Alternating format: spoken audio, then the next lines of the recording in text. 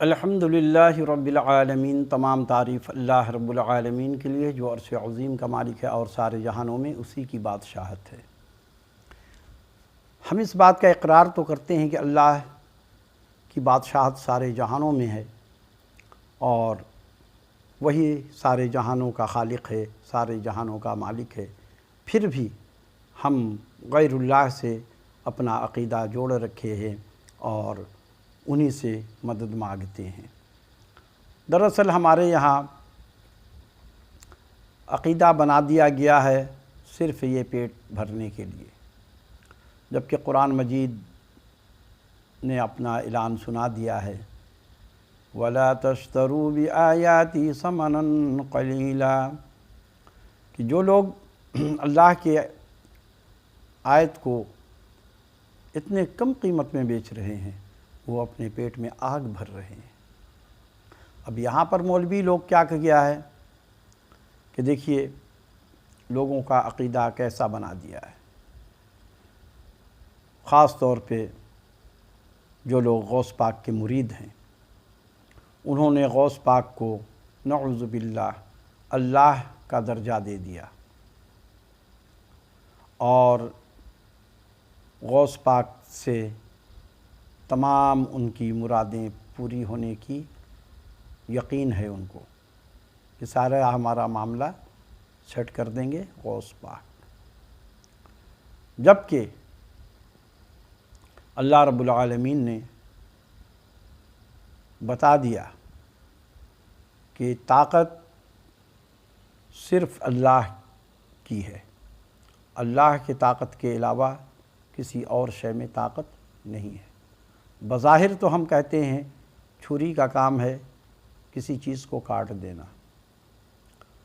آگ کا کام ہے جلا دینا، پانی کا کام ہے غرق کر دینا، ڈبا دینا، لیکن اللہ نے یہ ثابت کر دیا، بندے کو یہ دکھا دیا، یہ سمجھا دیا کہ اللہ جب نہیں چاہتا ہے تو کسی کی طاقت کام نہیں آتی ہے۔ اگر آگ میں طاقت ہوتی تو ابراہیم علیہ السلام جل جاتے، اسی آگ میں جل کر راکھ ہو جاتے، لیکن آگ کی طاقت وہاں پر کام نہیں آئی۔ کس کی طاقت کام آئی؟ اللہ کی۔ اللہ نے کیا کہا؟ یا نار کونی بردا وسلاما علی ابراہیم۔ آگ کو اللہ کی بات ماننی پڑ گئی، آگ کو اللہ نے جیسے کہا کہ ٹھنڈی ہو جا، سلامتی والی ہو جا، ویسے ہی بنی، نہ کم نہ زیادہ۔ جیسا اللہ نے چاہا کہ آگ کو ایسا ہونا ہے ویسے ہی ہو، تو پتہ چلا کہ آگ کی طاقت نہیں ہے۔ اسی طرح سے دوسری مثال، ابراہیم علیہ السلام حضرت اسماعیل علیہ السلام کو اپنے لخت جگر کو قربانی کر رہے ہیں، ذبح کرنے کے لیے تمام کاروائی مکمل کر لیا، چھری چلا رہے ہیں، چھری سے گردن کٹ نہیں رہی ہے۔ ابراہیم علیہ السلام کو غصہ آ جاتا ہے، جلال میں آ کر کے پتھر پر چھری کو پٹکتے ہیں، چھری پتھر دو ٹکڑے ہو جاتا ہے اور چھری کہتی ہے کہ ابراہیم مجھ پر ناراض کیوں ہوتے ہو؟ تم ایک بار کہتے ہو مجھے کاٹ، اس کو کاٹنے کے لیے اوپر سے آواز آتی ہے 70 مرتبہ کہ مت کاٹنا، میں کس کی مانوں؟ چھری بے بس ہے اللہ کے سامنے، چھری کی کوئی طاقت نہیں ہے۔ طاقت کس کی کام آئی؟ اللہ کی۔ اللہ نے چھری کو منع کر دیا، ہرگز نہیں کاٹنا، نہیں کاٹا۔ موسیٰ علیہ السلام سمندر میں، دریا میں مارتے ہیں عصا، پانی اللہ کے حکم سے راستہ دے دیتا ہے، ورنہ پانی کا تو کام نہیں ہے یہ، آپ 1000 مرتبہ کچھ بھی کر لیں پانی اپنا بہتا رہے گا۔ لیکن یہاں اللہ کا حکم ہوا کہ پانی 2 حصے میں تقسیم ہو جاؤ، بیچ سے راستہ دو۔ موسیٰ علیہ السلام چلے گئے، فرعون ڈوب گیا، اللہ کو اس کو غرق کرنا تھا اسی طرح سے۔ تو اللہ کی طاقت ہے۔ آج ہمارے یہاں یہ مولویوں نے لوگوں کو شرک میں لگا دیا ہے، تعویذ کے چکر میں لگا دیا ہے، اور لوگ بھی ایسے بیوقوف ہیں بدبخت کہ اس تعویذ کے پیچھے دوڑتے ہیں۔ اب سوچنے کا مقام ہے، غور کرنے کی بات ہے کہ جو تعویذ دے رہا ہے، آپ جاتے ہیں کہ مجھے ایسی تعویذ دے دو کہ میں امیر ہو جاؤں، میرے پاس دولت آ جائے، اور وہ بولتا ہاں ہاں دولت آ جائے گی، یہ لو. اور جو تعویذ دے رہا ہے وہ خود کنگال بیٹھا ہوا ہے، پیسے لے رہا ہے. اب یہ جو تعویذ دیتا ہے وہ خود لوگوں سے پیسے لیتا ہے. تو بھائی تم اپنے لیے تعویذ کیوں نہیں بنا لیتے کہ تمہیں کسی کے پاس ہاتھ پھیلانا نہ پڑے؟ اچھا اب دیکھیے عقل کا تقاضا، جو تعویذ لینے کے لیے آیا ہے اس کا لاکھوں کروڑوں کا کاروبار ہے، لیکن آیا اس لیے ہے کہ پہلے سے اس کے کاروبار میں کچھ کمی آ گئی ہے. یہ تو فطرتی چیز ہے، موسم کے اعتبار سے کبھی کم ہو جاتا ہے، کبھی زیادہ ہو جاتا ہے. اب کم ہو گیا تو کسی نے کچھ کر دیا ہوگا، کسی کی نظر لگ گئی ہوگی، تو اس طرح سے وہ آتے ہیں کہ تعویذ دے دیجئے حضور. اور انہوں نے ایک پرچی پکڑا دیا، یہ لو گلے میں لٹکا لو، یہ لو دکان میں لٹکا دو، اور لاؤ اپنا اپنا ہدیہ ہے. کوئی 1000 روپیہ بھی لے لیتا ہے، کوئی 200 بھی لے لیتا ہے، کوئی 10,000 بھی مانگ لیتا ہے، اور بہت قسم کے بیٹھے ہوئے ہیں یہ پیر بن کے. اب اس کو سوچنا چاہیے بھائی تم تو 5 لاکھ روپیہ مہینے کا کماتے ہو کاروبار سے، تو تم زیادہ بڑھانے کے لیے تعویذ لے رہے ہو، تو اس کی جو آمدنی ہے تعویذ والے کی، وہ اپنی آمدنی کیوں نہیں بڑھا لیتا ہے؟ اس کے حالات، وہ کچے سے مکان میں رہتا ہے، آپ بڑے گھر میں رہتے ہیں. تو اس طرح سے انسان کو خود بھی سوچ لینا چاہیے، لیکن عقل کی کمی ہے. اور لوگ وہی کہ جی میں اگر سنت طریقے سے عبادت سے بھی مل جاتی ہے دولت، جو نبی صلی اللہ علیہ وسلم کا طریقہ بتایا ہوا ہے، لیکن اس میں محنت ہے، اور جتنے شوق سے پڑھیں گے، جتنے محبت سے پڑھیں گے، جیسے کہ استغفر اللہ، اس کو زیادہ سے زیادہ تعداد میں روزانہ پڑھا جائے تو اللہ کے فضل و کرم سے انسان بہت جلد مالدار ہو جائے گا. اسی طرح سے یا مالکو یا مالکو یا المالکو، اس کا ورد کیا جائے زیادہ سے زیادہ تعداد میں، تو اللہ کے نبی صلی اللہ علیہ وسلم نے فرمایا کہ اس کو اس وقت تک موت نہیں آئے گی جب تک اللہ رب العالمین اس کو مالدار غنی نہ کر دے. یہ اللہ نے یعنی کہ گارنٹی دیا ہے. تو نبی صلی اللہ علیہ وسلم نے یہ وظیفہ بتایا ہے. اب یہ جو عمل ہے اس میں محنت ہے، ہو سکتا ہے آپ کا کام 10 دن میں ہو جائے، ہو سکتا ہے 1 مہینے میں بھی آپ مالدار ہو سکتے ہیں، اللہ چاہے تو آپ کو 1 سال بھی لگ سکتا ہے. اب لوگ سمجھتے ہیں بس تعویذ تو آج لوں گا کل کام ہو جائے گا، اور محنت بھی کوئی نہیں ہے، 2000 روپیہ 500 روپیہ بابا کو دینا پڑ رہا ہے. تو یہ آپ کا ایمان ختم ہو جاتا ہے. اسی طرح سے لوگ انگوٹھی لیتے ہیں، پتھر. اب وہ نگینہ بیچنے والا جو فٹ پاتھ پہ دیکھا ہوگا آپ نے صدر میں اور لی مارکیٹ میں بیٹھا ہوتا ہے، اور اسٹیشن پہ یہ ادھر ادھر مارا پھرتا ہے، وہ کہتا ہے یہ یاقوت ہے. پہلی بات تو وہ جھوٹ بولتا ہے، وہ پتھر لے آتا ہے اپنے حساب سے، اور وہ سب نقلی پتھر ہوتے ہیں. اور اگر اصلی ہے بھی تو اس پر یقین کرنا کفر ہے، شرک ہے. اب وہ کہتا ہے یہ آپ رکھیں گے تو آپ مالدار ہو جائیں گے. تو بھائی جب مالدار ہونے کے لیے پتھر ہے تو تم کیوں در بدر پھر رہے ہو؟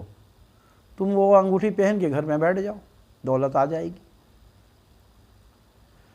تو یہ تعویذ کے اوپر جانا یہ شرک ہے. اور شرک ایسی بیماری ہے جو تمام نیکی کو ضائع کر دیتی ہے. جیسے اس نے کوئی کام نیکی کا کیا ہی نہیں، اور صرف اس نے گناہ کیا، شرک کیا.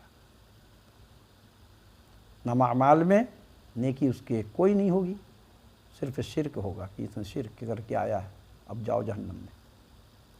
اور یہ ہماری ماں اور بہن جو ہیں، عورتیں ہیں، یہ لوگ بہت شوق سے جاتی ہیں. ذرا سا کچھ ہوا بابا کے پاس دوڑ گئیں، تعویذ دے دیجئے، میرا داماد بے قابو ہو گیا ہے، ایسا ہو گیا. بولو بھائی، بیٹا بات نہیں مانتا ہے، بیوی کے کہنے پہ چلنے لگا ہے، بابا تعویذ دے دیجئے۔ اب یہ تعویذ لینے سے آپ کا ایمان ختم ہو گیا، اور یہ جو بدبخت لوگ دے رہے ہیں یہ ان کا کاروبار ہے۔ اب دیکھیے یہ نعت خواں آتے ہیں، یہ نعت خواں کیا ہے؟ جاہل ہوتے ہیں زیادہ تر اس میں، اور انہوں نے بچپن سے ان کو نعت پڑھنے کا شوق تھا، کھیل کھیل میں یہ نعت پڑھتے تھے۔ جو مسجدوں میں آپ بھی دیکھیے، مسجد میں چھوٹے چھوٹے بچے چلے جاتے ہیں، نعت خوانی کرتے رہتے ہیں، اور وہ جمعہ کے دن وہ 12 بجے سے ہی بیٹھ جاتے ہیں، نعت پڑھ رہے ہیں بچے، اور بچوں کو تو شوق ہوتا ہے۔ اب اسی میں وہ کوئی بہت اچھی آواز والا، بڑے انداز والا، اللہ قدرتی طور پہ اس نے اچھا نعت پڑھنے لگا، پھر اس کو محفل میں لوگ بلانے لگے، جب تک وہ جوان ہو گیا، گاتے گاتے گویا ہو جاتا ہے، وہ والی مثال ہے، وہ پھر نعت خواں ہو گئے۔ اب علم کلام تو ہے نہیں، اب انہوں نے بھئی پیسہ زیادہ ملنے لگا تو اور اپنے کو چاہتے ہیں کہ اور زیادہ میں اچھا پڑھ سکوں، تو انہوں نے فلمی طرز کے اوپر، فلمی گانے کے طرز پر نعتیں پڑھنا شروع کر دیا، جس میں بڑے بڑے نعت خواں کے نام بھی ہیں، اب وہ بڑے حاجی بنتے ہیں۔ تو یہ سب جو لوگ کام کر رہے ہیں اس سے توبہ کریں، یہ بھی شرک ہے۔ لیکن کیا ہے کہ اس مسلک کے لوگ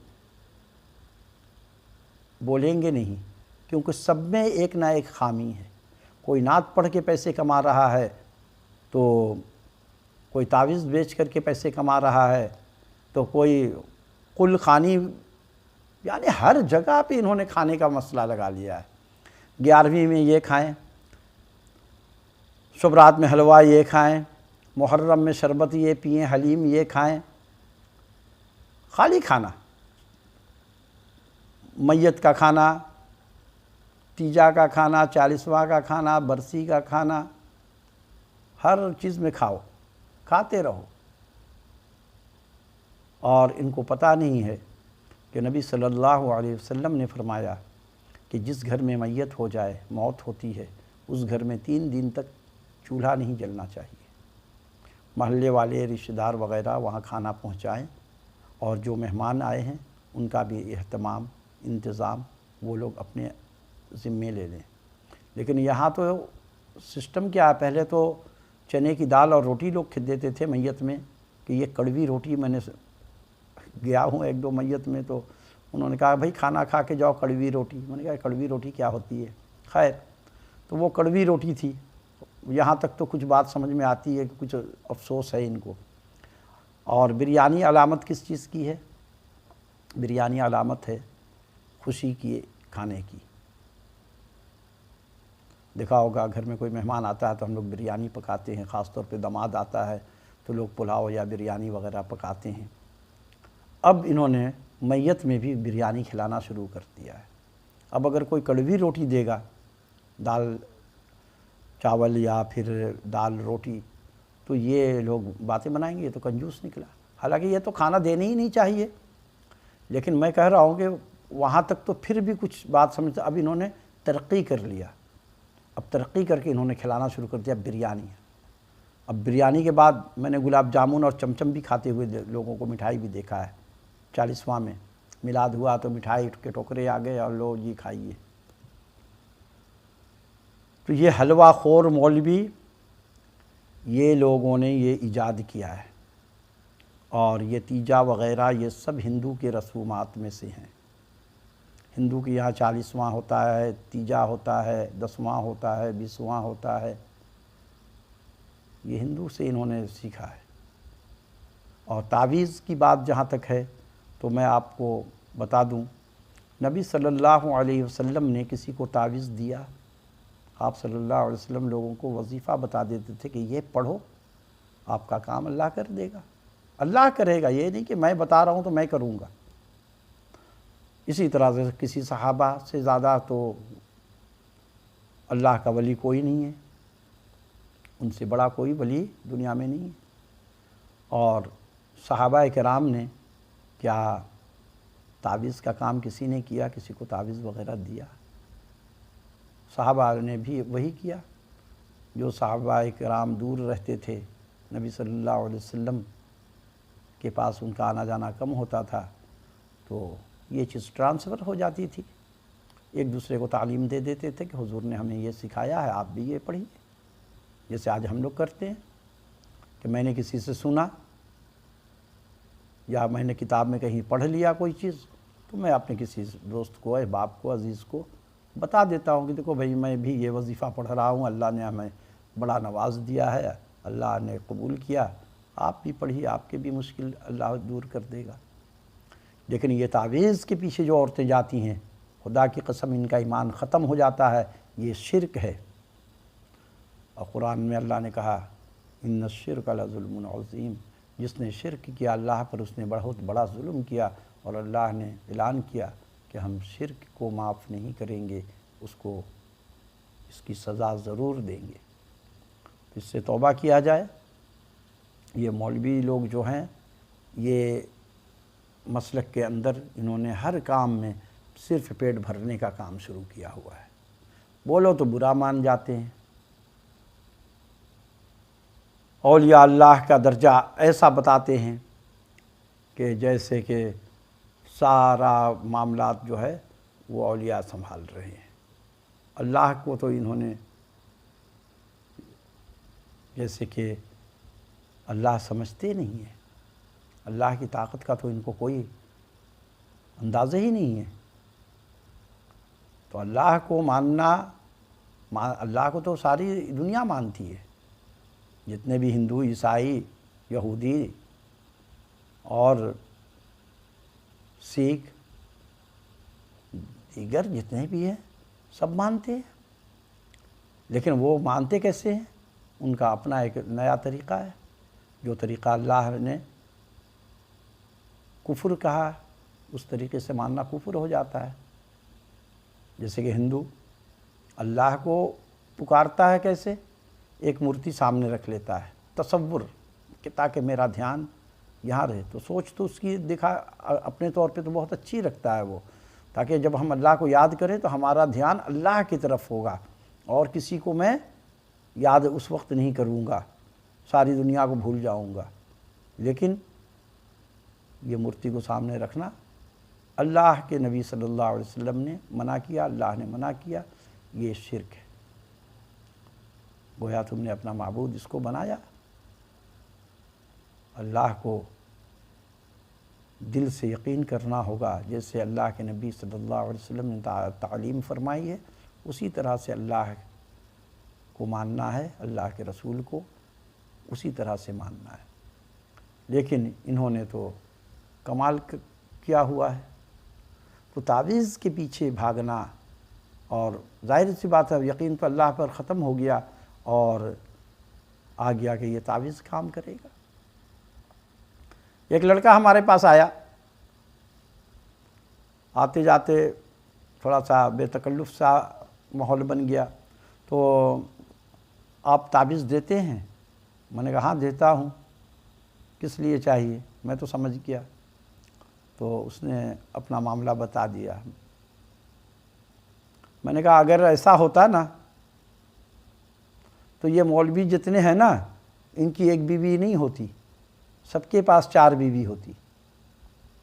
ایسے مولوی ہیں جن کو بیوی ملتی نہیں ہے، تو وہ لنگڑی لولھی سے بھی شادی کر کے بیٹھے ہوئے ہیں۔ جو تعویذ دے رہا ہے اس کی بیوی کو جا کے دیکھ لو، اس کو بیوی ملی نہیں تو اس نے لنگڑی سے شادی کیا، کانی سے شادی کیا۔ بھائی وہ تو علماء کرام جو ہیں، جیسے کہ بڑے بڑے مفتی ہیں اور بڑے گھرانے سے ان کا تعلق ہے، دولت مند بھی ہیں، خاندانی ہیں، تو ان کے لیے تو مسئلہ نہیں ہے، ان کو تو خیر لوگ رسپیکٹ دیتے ہیں۔ لیکن یہ جو چھوٹے موٹے مولوی بن کر کے گھوم رہے ہوتے ہیں، مدرسہ سے بھاگ گئے ادھوری پڑھائی چھوڑ کر کے، ان کے لیے پرابلم ہو جاتی ہے، ان کو کوئی بیٹی دیتا ہی نہیں ہے۔ میں نے کہا یہی حضور لوگ جو ہے نا یہ کام کرتے ہیں تعویذ کا، تو ان کے پاس جا کے دیکھو۔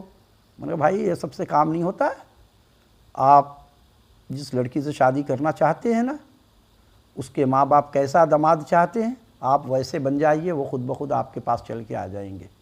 وما علینا الا البلاغ۔